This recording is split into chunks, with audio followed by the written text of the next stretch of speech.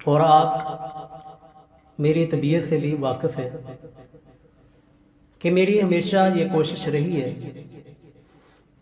کہ موقع اور مناسبت کے اعتبار سے جمعہ کا خطبہ عنوان اور موضوع رکھا جائے، چونکہ آج کل آپ تمام حضرات کی زبانوں پر، آپ کی محفلوں میں، آپ کی مجالس میں سیاست کا تذکرہ ہے، اور آپ نے عن قریب ووٹ بھی ڈالنے ہیں۔ تو اس حوالے سے قرآن و سنت کی کیا رہنمائی ہے، قرآن و سنت ہمیں کیا درس دیتے ہیں، کس چیز کے اوپر چلنا ہے، کس چیز سے رکنا ہے، اسی چیز کو مد نظر رکھتے ہوئے آج کا خطبہ جمعۃ المبارک کا عنوان اسلامی نظام سیاست اور ووٹ کی شرعی حیثیت، اور یہ ابتدا ہی میں عرض کر دوں میں کہ آج کی گفتگو سے آپ نے یہ نہیں سمجھنا کہ میں پاکستان یا پاکستان کی جمہوری حکومت یا ہماری جو سیاست ہے اس کے بارے میں بات کر رہا ہوں۔ عنوان پہلے ہی ذہن میں بٹھا لیں، اسلام کا نظام سیاست، پاکستان کا نہیں، اسلام کا نظام سیاست کیا ہے، کیسے ہے، اس کے اندر کون کون سی چیزیں ہوتی ہیں، اور ہمارے ہاں یہ جو ووٹنگ سسٹم ہے، ووٹ کا جو سسٹم ہے، اس کی شرعی حیثیت کیا ہے۔ تو عزیزو، اس بارے میں ہمارے عوام الناس، ہمارے حلقوں کے اندر دو رائے پائی جاتی ہیں، افراط و تفرید کا شکار ہے۔ ایک گروہ کے نزدیک تو جمہوریت بالکل کفر ہے کہ جمہوری نظام، یہ جمہوریت، یہ لوگوں کا اکٹھا ہو کر ایک رائے کے اوپر ایک رائے قائم کر لینا، یہ ہے ہی کفر کہ ایک رائے۔ اور دوسری طرف ان لوگوں کی رائے ہے کہ جو جمہوری نظام کو مکمل طور پر قبول کرتے ہیں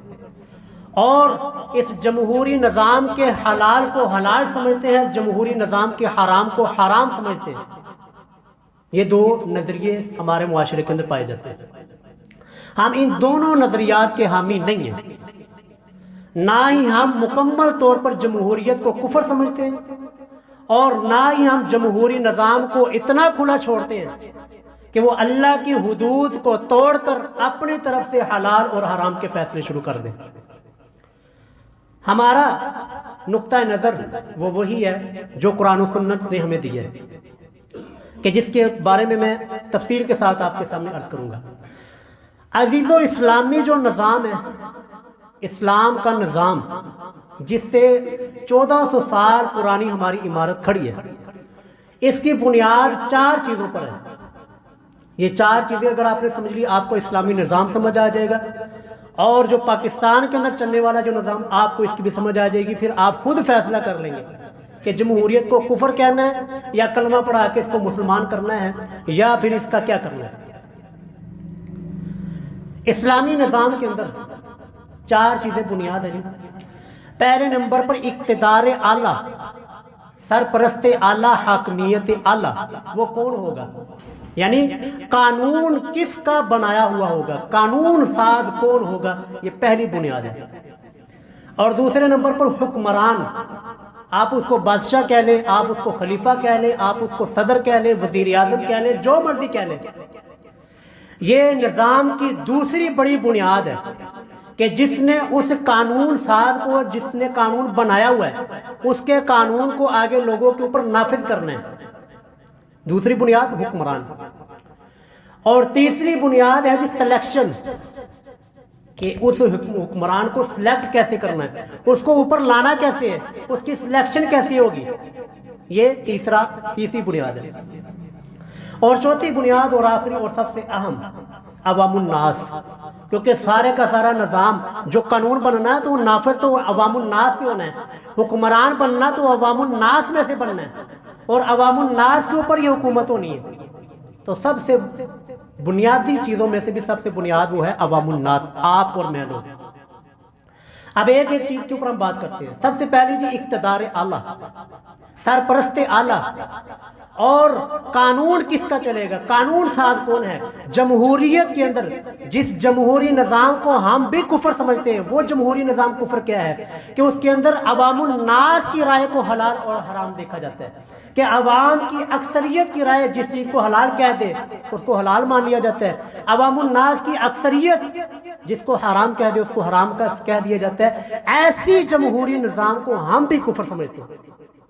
ہم جس نظام کے قائل ہیں، یا قرآن جو نظام، قرآن و سنت جو ہمارے سامنے نظام رکھتے ہیں، اس کے اندر اقتدار اعلیٰ وہ عوام الناس نہیں ہے، وہ کوئی پیر بزرگ نہیں ہے، وہ کوئی جتھا اور گروہ اور فرقہ نہیں ہے۔ اس اسلامی نظام کے اندر اقتدار اعلیٰ، سرپرست اعلیٰ جس نے قانون بنانا ہے اور جس کا قانون چلے گا، وہ اللہ رب العالمین کی ذات ہے۔ اسلامی نظام کا سب سے پہلا بنیادی سٹیپ، سب سے پہلا جو بنیاد ہے وہ یہی ہے کہ اقتدار اعلیٰ، سرپرست اعلیٰ، حاکمیت اعلیٰ وہ اللہ رب العالمین کی ذات ہے، کہ اللہ رب العالمین قانون بنائیں گے، کہ اللہ کا بنایا ہوا قانون وہ لوگوں کے اوپر نافذ ہوگا۔ یہ اسلامی نظام کی پہلی سیڑھی ہے، پہلا سٹیپ ہے۔ چاہے وہ تجارت کا کوئی اصول ہو، چاہے وہ سیاست کا کوئی اصول ہو، بادشاہت کا کوئی اصول ہو، نظام معیشت ہو، نظام حکمرانی ہو، اور انسان کی زندگی کے دنیا میں آنے سے پہلے سانس سے لے کر آخری سانس تک، ماں کی گود سے لے کر قبر کی گود تک، یہ ساری کی ساری انسانیت کی زندگی وہ اللہ رب العالمین کے بنائے ہوئے قانون کے مطابق ہوگی۔ یہ ہے اسلام کا نظام اور اسلام کے نظام کی پہلی سیڑھی۔ اس کے اوپر بے شمار قرآنی آیات میں 2-3 آپ کے سامنے عرض کر دیتا ہوں۔ اللہ رب العالمین بنی اسرائیل 15واں پارہ آخری آیت ہے، اس میں اللہ رب العالمین نے 3 چیزوں کی نفی کی ہے، ایک آیت میں 3 کمزوریوں کی نفی۔ اللہ فرماتے ہیں وَقُلِ الْحَمْدُلِلَّهِ، اے محبوب صلی اللہ علیہ وسلم آپ فرمائیے تمام تعریفیں اللہ کے لیے۔ وہ کون سی ذات، وہ کون سی ہستی، وہ کون سی ذات ہے لم یتخذ ولدا، جس کی کوئی اولاد نہیں ہے، جو اولاد کے عیب سے پاک ہے، نہ اس کی کوئی بیٹا ہے، نہ اس کی کوئی بیٹی ہے، نہ ہی اس نے کوئی اپنی بیوی بنائی ہے۔ لم یتخذ ولدا، پہلی کمزوری۔ دوسری وہ کمزوری سے پاک، وَلَمْ يَكُنْ لَهُ شَرِيكٌ فِي الْمُلْكِ، وہ ایسی ذات ہے کہ اس کی بادشاہت کے اندر کوئی بھی ساجی اور کوئی بھی شریک نہیں ہے۔ یہ زمین بنانے کے اندر نہ ہی ہمارے حکمران شامل تھے، نہ عوام الناس شامل تھی، نہ بزرگ شامل تھے، نہ کوئی بڑے سے بڑا، کوئی پیر، کوئی غوث، کوئی قطب، کوئی ابدال، کوئی بھی بڑے سے بڑا۔ وہ اللہ کی اس کائنات کے بنانے کے اندر کوئی شریک نہیں، تو اس نظام کے چلانے کے اندر، نافذ کرنے کے اندر بھی کوئی شریک نہیں ہے۔ لم یتخذ ولدا ولم یکن لہ شریک فی الملک، کہ اس کی بادشاہت کے اندر، اس کی حکومت کے اندر، اس کے غلبے کے اندر بھی سر کوئی شریک نہیں ہے۔ اور اس کے ساتھ ساتھ وَلَمْ يَكُنْ لَهُ وَلِيٌّ مِّنَ الذُّلِّ، وہ رب ایسا کمزور نہیں ہے کہ اس کو کوئی حمایتی کی مددگار کی کوئی ضرورت ہو۔ ہمارے حکمران قوت بھی ہوتی ہے، طاقت بھی ہوتی ہے، اسلحہ بھی ہوتا ہے، تب بھی وہ حکومت نہیں چلا سکتے جب کہ تاکہ وہ لوگوں کو، دوسرے لوگوں کو اپنے ساتھ نہ ملائیں۔ لیکن ہمارا رب، ہمارا اقتدار اعلیٰ اور ہمارا سرپرست اعلیٰ، ہمارا حاکمیت اعلیٰ وہ اللہ وَلَمْ يَكُنْ لَهُ وَلِيٌّ مِّنَ الذُّلِّ، وہ ایسا قوت والا ہے جس کو کسی مددگار کی کوئی ضرورت نہیں ہے۔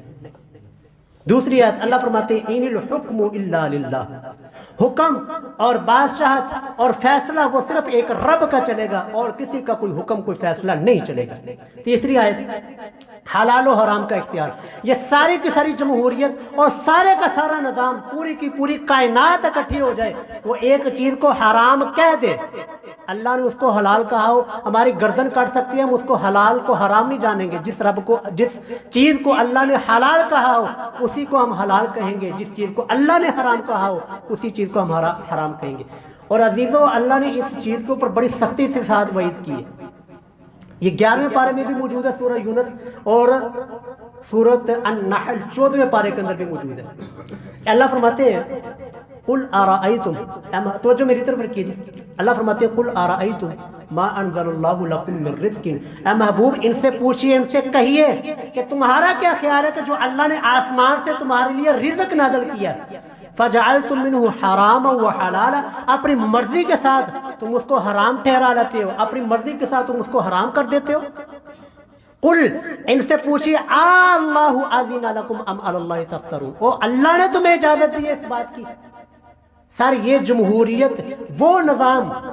کہ جو جمہوریت کے مکمل طور پر قائل ہے، اس کی جڑوں کو کھیڑ کر رکھ دیتی ہے۔ اللہ فرماتے ہیں قل اللہ اذن لکم، او اللہ نے تمہیں اجازت دی ہے اس بات کی کہ اپنی مرضی سے جس چیز کو چاہو حلال کر لو، جس چیز کو چاہو حرام کر لو، اور اللہ نے تمہیں اجازت دی ہے۔ 14ویں پارے میں اللہ کیا فرماتے ہیں وَلَا تَقُولُوا لِمَا تَصِفُ أَلْسِنَتُكُمُ الْكَذِبَ هَذَا حَلَالٌ وَهَذَا حَرَامٌ، اپنی جھوٹی زبانوں سے یہ نہ کہا کرو کہ یہ چیز حلال ہے یہ حرام ہے۔ لِتَفْتَرُوا عَلَى اللَّهِ الْكَذِبَ، یہ کہہ کر، یہ زبانوں سے تم نکال کر اللہ رب العالمین کی ذات کے اوپر افترا باندھتے ہو، اللہ پر جھوٹ باندھتے ہو۔ ان الذین یفترون علی اللہ الکذب لا یفلحون، جو اللہ پر جھوٹ بولتا ہے، جو اللہ پر جھوٹ باندھتا ہے کہ اللہ کی حلال کی ہوئی چیز کو حرام کہتا ہے یا اللہ کی حرام کی ہوئی چیز کو حلال کہتا ہے، اللہ فرماتے ہیں ایسے لوگ کبھی بھی دنیا کے اور آخرت میں کبھی بھی کامیاب نہیں ہوگے۔ تو اس لیے عزیزو، اللہ رب العالمین نے سورۃ توبہ آخری آیت اس بنیاد کے اللہ فرماتے ہیں اتخذوا احبارہم ورہبانہم اربابا من دون اللہ، کہ یہ یہود و نصارہ اتنے بڑے ظالم ہیں کہ انہوں نے اللہ کے مقابلے میں اپنے مولویوں کو، اپنے پیروں کو، اپنے درویشوں کو اور اپنے حکماء کو اللہ کے برابر اپنا رب مانا ہوا تھا۔ یہ جب حضرت عدی بن حاتم رضی اللہ تعالیٰ عنہ مسلمان ہوئے نا، وہ حاتم تائی کے بیٹے جن کی آپ کہانیاں پڑھتے ہیں، بڑے سخی سیگے اور بہت سخاوت کیا کرتے، انہی کے بیٹے عدی رضی اللہ تعالیٰ عنہ مسلمان ہوئے۔ کہنے لگے یا رسول اللہ، قرآن کریم میں ایک آیت ہے، وہ آیت مجھے بڑی کھٹکتی ہے کہ اللہ تعالیٰ فرماتے ہیں کہ ان لوگوں نے، یہود و نصارہ نے اپنے بزرگوں کو، اپنے مولویوں کو، اپنے بزرگوں کو رب مانا ہوا تھا۔ یا رسول اللہ، ہم نے تو کبھی ان کو رب نہیں کہا تھا، ہم نے تو ان کو کبھی خدا نہیں مانا تھا، ہم تو ان کو کبھی رب نہیں کہتے تھے۔ تو رسول اللہ صلی اللہ علیہ وسلم نے فرمایا، توجہ سے سنیے جی، رسول اللہ نے فرمایا کیا تم ان بزرگوں کی، ان مولویوں کی، ان مفتیوں کی حرام کی ہوئی چیز کو حرام نہیں کہہ دیتے تھے بغیر کسی دلیل کے، اور ان کی حلال کی ہوئی چیز کو حلال کہہ دیتے تھے، ان کی حرام کی ہوئی چیز کو حرام کہہ دیتے تھے؟ یہی تو رب بنانا ہے، اور یہی تو رب بنانا ہے کہ رب نے جس چیز کو حلال کیا ہے، آپ کے مفتی، آپ کے مولانا، آپ کے پیر اور بزرگ اس کو اپنی مرضی سے حرام کہہ دیتے ہیں بغیر کسی دلیل کے۔ تو اس لیے اسلامی نظام کی پہلی سیڑھی کیا ہے؟ اسلامی نظام کے اندر سب سے پہلی بنیاد کیا ہے؟ قانون اللہ کا چلے گا، اقتدار اعلیٰ وہ اللہ کی ذات ہوگی، حاکمیت اعلیٰ وہ اللہ کی ذات ہوگی، اللہ کے بنائے ہوئے قانون کو کوئی چیلنج نہیں کرے گا۔ یہ اسلامی نظام ہے۔ اور اس کے مقابلے میں اگر کوئی ساری کی ساری جمہوریت اکٹھی ہو جائے تو وہ ساری کی ساری جمہوریت ہی باطل ہے۔ ہم کس جمہوری نظام کے قائل ہیں جی؟ ہم کس کے کہتے ہیں؟ ہم کہتے ہیں جی حلال کے دائرے کے اندر حلال چیزوں، مثال پہلے اس کی مثال سمجھ رہے ہیں، آپ نے اپنے بیٹے کا ولیمہ کرنا ہے، اب وہاں پر یہ ووٹنگ نہیں ہوگی کہ شراب، ولیمے کے اندر شراب پیش کی جائے یا خنزیر کا گوشت پیش کیا جائے یا بکرے کا گوشت پیش کیا جائے، اس کے اوپر ووٹنگ نہیں ہوگی۔ اگر اس کے اوپر ووٹنگ ہو رہی ہے اور اگر اس کے اوپر آپ رائے لے رہے ہیں تو آپ کی جمہوریت 100% کفر ہے۔ حرام چیز کے اوپر ووٹنگ نہیں ہوگی، حرام چیز کے اوپر رائے نہیں لی جائے گی، حرام چیز کے اوپر اللہ اور کا قرآن اور محمد الرسول اللہ کے فرمان کو دیکھا جائے گا کہ ولیمے کے اوپر یہ شراب دینا یہ حرام ہے، اللہ نے حرام کیا ہے، تو ولیمے کے اوپر شراب نہیں دی جائے گی۔ ہاں ووٹنگ یہ ہو سکتی ہے کہ ولیمے کے اوپر بریانی دی جائے یا کہ پلاؤ دیا جائے، قورمہ دیا جائے یا کہ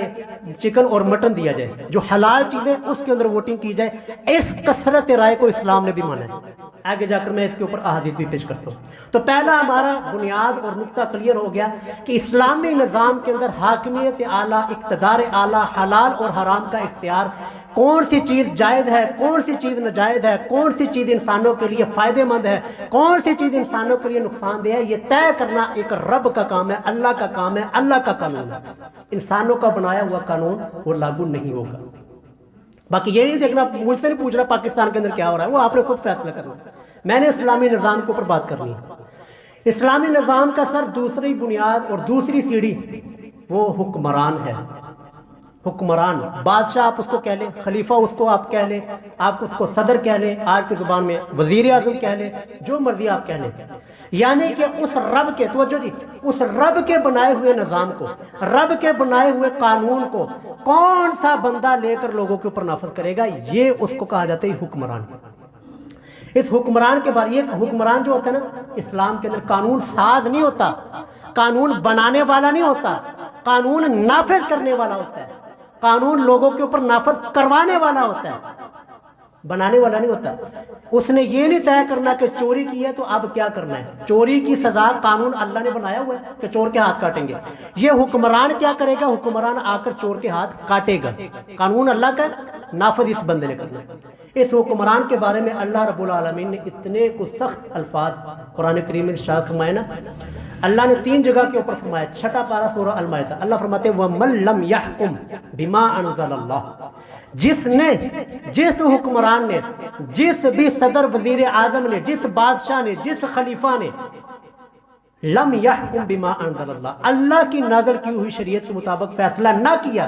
فاولئک هم الظالمون فاولئک هم الفاسقون فاولئک هم الکافرون، اللہ نے 3 لفظ بولے کہ وہ یہی لوگ تو کافر ہیں اور یہی لوگ تو فاسق ہیں اور یہی لوگ تو ظالم ہیں جو اللہ کے بنائے ہوئے قانون کو چھوڑ کر، اللہ کی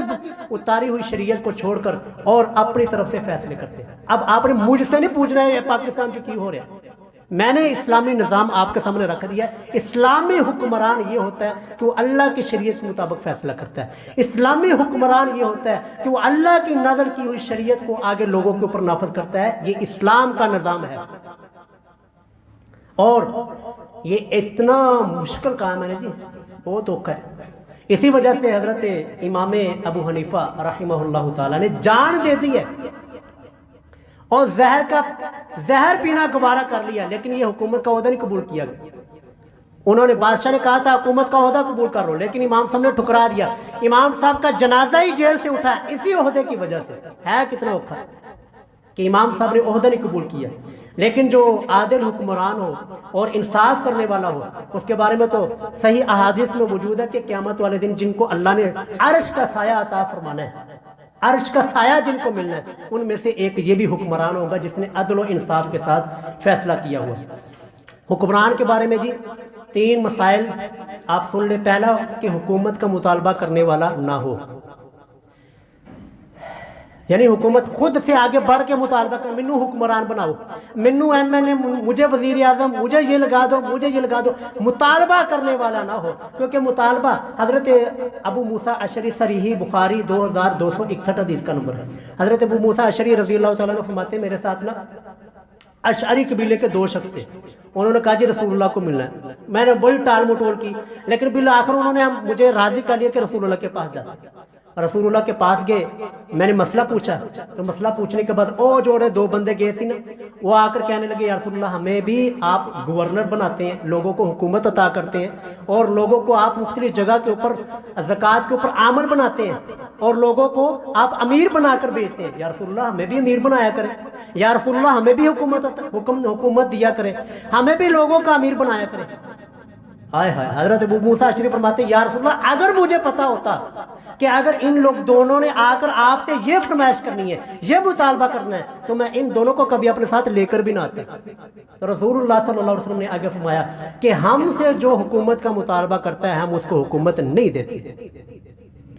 اور اسی طرح حضرت ابو ذر غفاری رضی اللہ تعالیٰ عنہ کو رسول اللہ نے وصیت کی تھی، نصیحت کی تھی۔ رسول اللہ نے فرمایا اے ابو ذر تو مجھے کمزور لگتا ہے، میں تجھ سے محبت بڑی کرتا ہوں، انا احبک، اے ابو ذر میں تجھ سے محبت کرتا ہوں، تو کوشش کرنا کہ تو 2 بندوں کے اوپر بھی حکومت نہ کرے، 2 بندوں کے اوپر بھی اگر تجھے امیر بنایا جائے تو اس کو انکار کر دینا، امیر نہ بننا۔ اسی طرح رسول اللہ صلی اللہ علیہ وسلم نے صحیح بخاری کی حدیث ہے، رسول اللہ نے فرمایا انکم ستحرسون علی الامارہ، لوگو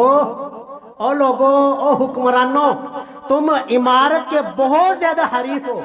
تم بہت زیادہ اپنے دل کے اندر تمنا اور خواہشیں لیے بیٹھے ہو کہ ہمیں حکمران بنا دیا جائے، ہمیں حکومت مل جائے، یہ دنیا کے اندر تو تم بڑی خواہشیں کرتے ہو، لیکن وَسَتَكُونُ نِدَامَةً يَوْمَ الْقِيَامَةِ، یہی چیز قیامت والے دن تمہارے لیے ندامت کا، شرمندگی کا اور پشیمانی کا یہ باعث بن جائے گی۔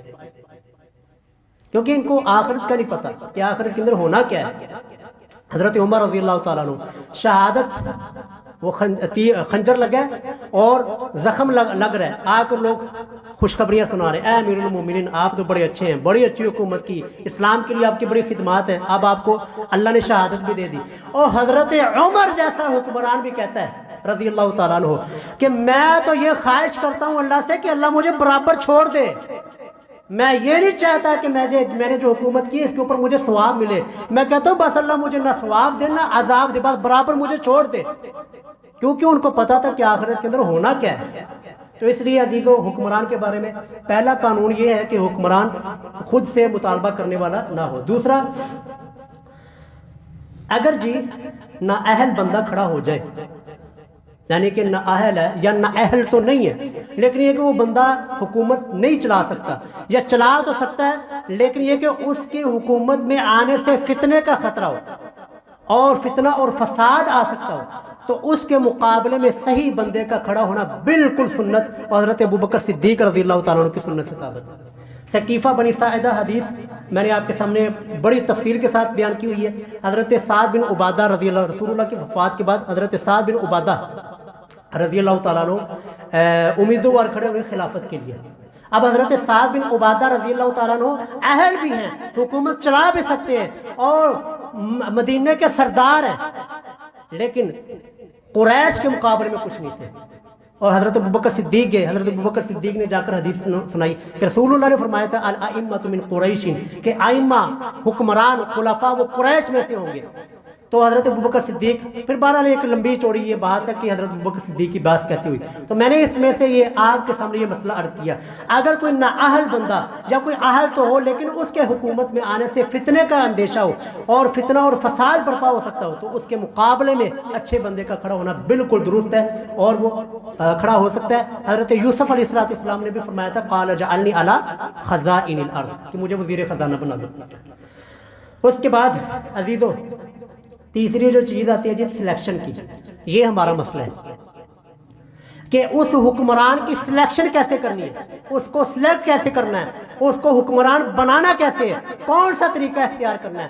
تو یاد رکھیے گا اس سلیکشن کے طریقے میں اسلام نے مجھے آپ کو کسی بھی انسان کو کوئی پابند نہیں کیا، ہر دور کے اندر جو طریقہ بھی مناسب ہو اس طریقے سے آپ اپنے حکمران کو سلیکٹ کر سکتے ہیں۔ حضرت ابوبکر صدیق رضی اللہ تعالیٰ عنہ کی بیعت ہوئی تھی صحابہ کرام کے اجماع کے ساتھ، پھر حضرت عمر رضی اللہ تعالیٰ عنہ کو حضرت ابوبکر صدیق نے خود ہی نامزد کر دیا تھا، اب یہ دوسرا طریقہ۔ پھر تیسرا طریقہ اسلام کے اندر آیا کہ حضرت عمر رضی اللہ تعالیٰ عنہ نے 6 بندوں کی 6 رکنی کمیٹی بنا دی تھی کہ 6 بندوں میں سے آپ اپنی خلیفہ چن لو، 6 بندوں میں سے۔ اب یہ بھی ایک نیا طریقہ۔ پھر اسی طرح حضرت علی رضی اللہ تعالیٰ عنہ کو بھی مسجد کے اندر جب تشریف لائے ممبر کے اوپر حضرت علی رضی اللہ تعالیٰ عنہ کی بیعت ہوئی، یہ بھی ایک نیا طریقہ تھا۔ تو اسلام کے اندر حکمران کو سلیکٹ کرنے کا، حکمران کو حکمران منتخب کرنے کا، سلیکشن کا اسلام نے کوئی ایک طریقہ آپ کے سامنے نہیں رکھا۔ ہر زمانے کے اندر، ہر دور کے اندر جو طریقہ مناسب ہو، جو طریقہ مناسب ہو اس طریقے سے حکمران کو منتخب کیا جا سکتا ہے۔ اور اس کے اندر جیسا کہ اب آج کل ہمارے نزدیک، ہمارے ملک میں، ہمارے خطے کے اندر ووٹنگ کا سسٹم ہے، ووٹوں کے ذریعے حکمران کو منتخب کیا جاتا ہے، ووٹوں کے ذریعے حکمران منتخب کیا جاتا ہے، ووٹوں کے ذریعے ہم سلیکشن کرتے ہیں، یہ بھی ایک طریقہ ہے۔ اب ووٹنگ بذات خود ووٹ کرنا یہ قرآن و سنت سے ثابت ہے۔ اللہ رب العالمین فرماتے ہیں وَأَمْرُهُمْ شُورَى بَيْنَهُمْ، کہ ان مسلمانوں کے، ان کے معاملات کیا ہے، وہ شورا کے ساتھ، مشورے کے ساتھ، اور مشورہ یہی ہوتا ہے نا ووٹنگ، مشورے کے ساتھ طے پاتے ہیں، مشورہ ہوتا ہے ان کے درمیان، تو پھر جا کر کہیں معاملات طے ہوتے ہیں۔ اسی طرح حضرت رسول اللہ صلی اللہ علیہ وسلم نے غزوہ احد کے اوپر بھی ووٹنگ کی تھی، مشورہ لیا تھا، رائے لی تھی اصحاب کی، ورنہ رسول اللہ کی ذاتی جو رائے تھی وہ مدینہ سے باہر نکل کر جنگ کرنے کی نہیں تھی، لیکن آپ نے دیکھا اکثریت جمہور کی رائے، اکثر صحابہ کرام کی رائے وہ یہی تھی کہ ہم مدینہ سے باہر نکل کر ان کا مقابلہ کریں۔ تو رسول اللہ صلی اللہ علیہ وسلم نے بھی اپنی حیات مبارکہ میں ووٹ کرنے کو اور رائے دینے کو، مشورہ دینے کو آپ صلی اللہ علیہ وسلم نے بھی اس کو درست قرار دیا ہے۔